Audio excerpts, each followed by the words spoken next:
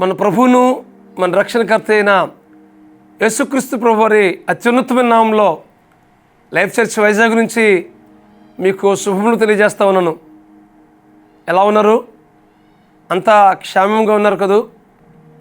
ఈరోజు కీర్తన గ్రంథం 50వ కీర్తన 15వ వచనం చదువుకుందాం. కీర్తన గ్రంథం 50వ కీర్తన 15వ వచనాన్ని చదువుకుందాం. ఆపత్కాలమున నీవు నన్ను గూర్చి మొరపెట్టుము, నేను నిన్ను విడిపించదను, నీవు నన్ను మహిమపరచదవు. ఇది చాలా గొప్ప వాగ్దానం.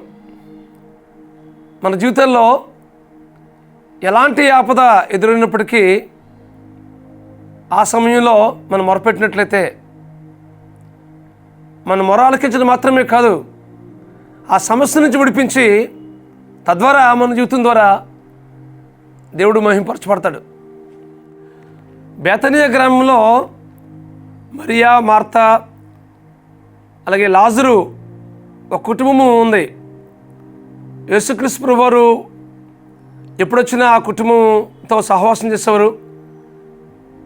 మరి ప్రభువుని ఎంతగానో ప్రేమించిన కుటుంబం ఆ కుటుంబం. అయితే ఒక దినాన లాజరుకి ఒక వ్యాధి కలుగుతుంది. ఆ విషయం యేసుప్రభు వారికి వినిపిస్తారు. యేసుప్రభు వారికి కూడా చాలా దూర ప్రాంతంలో ఉందని బట్టి రావడానికి చాలా సమయం పట్టింది. అయితే ఈ వార్త విని 2 రోజులు అక్కడ ఉన్నాడు. ఆ తర్వాత వచ్చినప్పుడు ఇది మరణానికి వచ్చింది కాదు, దేవుని కుమారుడు మహిమ పొందడానికే ఈ కార్యం జరిగిందని చెప్పడం జరుగుతుంది. తర్వాత మరియా, మార్తా వారితో కూడా యేసుప్రభు వారు చెప్తారు, నువ్వు నమ్మినట్లయితే దేవుని కార్యం చూస్తావని. తద్వారా ఏం జరిగిందంటే చనిపోయినటువంటి లాజరు జీవితంలో గొప్ప కార్యం చేస్తాడు దేవుడు. 4 దినాలు సమాధి చేయబడినటువంటి లాజర్ని, లాజరు బయటికి రాని చెప్పగానే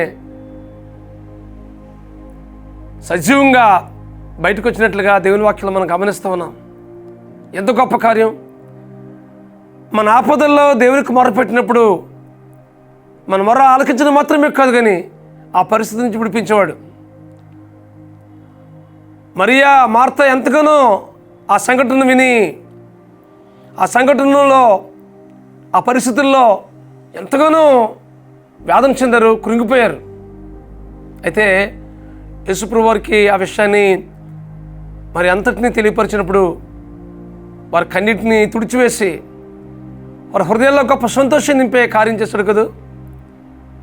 మన జీవితంలో కూడా ఎలాంటి ఆపద, ఎలాంటి ప్రతికూలత, ఇది ఎంత మాత్రము మార్చలేము అనే పరిస్థితులు మన జీవితంలో ఎదురవుతున్నప్పటికీ అలాంటివి సైతం దేవుడు వాటి నుంచి విడిపించే దేవుడు మన దేవుడు. ఎందుకోసం తెలుస్తుందా? ఆ పరిస్థితి నుంచి విడిపించడం మాత్రమే కాదు, కానీ ఆ కార్యం ద్వారా దేవుడు మహిమపరచబడాలని కొన్నిసార్లు మన జీవితంలో ఆయా సంఘటనలు ఎదురవుతుంటాయి. ఈ సంఘటన కూడా లాజరు, మార్తా, మరియా కుటుంబంలో జరిగించిన సంఘటన కూడా ఆ విధంగా జరిగింది కదా. ఆ కార్యం ద్వారా దేవుని నామం మహిమపరచబడ్డది. కొన్నిసార్లు మన జీవితంలో ఆయా సమస్యలు ఎదురుతున్నప్పుడు ఎంతమాత్రం కునిగిపోవద్దు, భయపడవలసిన లేదు. ఏంటి సమస్య వచ్చిందని ఎంతమాత్రము దాని గురించి ఆలోచించుకుని వేదన చెందని అవసరం లేదు. ఆ సమస్యను దేవునికి అప్పగించినట్లయితే, ఆ పరిస్థితి అంతటినీ దేవుని సన్నిధిలో మొరపెట్టినట్లయితే వాటి నుంచి విడిపించడం మాత్రమే కాదు, కానీ దాని ద్వారా దేవుడు మహిమపరచబడతాడు. ఈ విషయాన్ని మీకు గమనించవలసిందిగా ప్రభు పేరిట మీకు మనవి చేస్తున్నాను. కాబట్టి మన జీవితంలో ఎలాంటి పరిస్థితులు ఎదురవుతున్నప్పటికీ, ఎలాంటి ఆపద, ఎలాంటి ప్రతికూలత,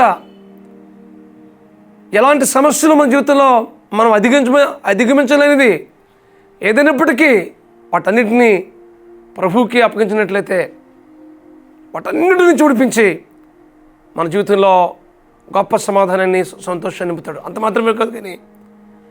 మాత్రమే కాదు కానీ దాని ద్వారా దేవుడు మహిమపరచబడతాడు.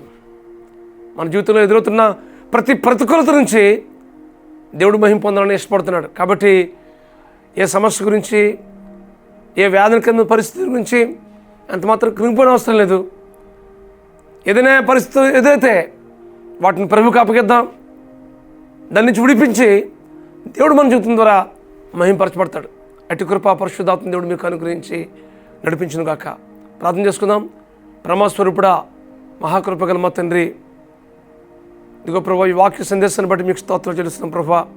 ఆపత్కాలమున నువ్వు నాకు మొరపెట్టుము, నేను విడిపించదును, తద్వారా నేను మహింపరచబడతానని మీ వాగ్దానం బట్టి మీకు స్తోత్రాలు చెల్లిస్తున్నాం ప్రభా. ఇదిగో ప్రభా, మా జీవితంలో ఎదురవుతున్న ప్రతి సమస్య నుంచి మాకు విడిపించడం మాత్రమే కాదు, కానీ దాని నుంచి మీరు మహిమ పొందవలసిందిగా ప్రార్థిస్తున్నాను మా తండ్రి. మీకు స్తోత్రాలు. ఇదిగో ప్రభా, మా ప్రియుల జీవితంలో ఏ సమస్యలు అయితే ఎదుర్కొంటున్నారో వాటన్నిటి నుంచి విడిపించి ప్రభా, ఆ కార్యాన్ని మీరు జరిగించి ప్రభా, వారి జీవితం ద్వారా మీరు మహిమ పొందవలసింది మనం చేస్తూ, లాజరు, మార్తా, మరియా జీవితంలో జరిగించిన ఆ కార్యమే ప్రభా, ఎలాగైతే వారి జీవితం గొప్ప సాక్షిగా నిలబడదో ప్రభా, ఆ కుటుంబం ద్వారా మీ నామము ఎంతగా మహింపరచబడదో ప్రభా, ఆ రీతిగా మా ప్రియుల జీవితాల్లో కూడా మీరు జరిగించి మీరు మహిమ పొందమని మా ప్రభువును మా రక్షకుడునైన యేసుక్రీస్తు నామములో ప్రార్థన చేయుచున్నాం తండ్రి. ఆమేన్, ఆమేన్, ఆమేన్.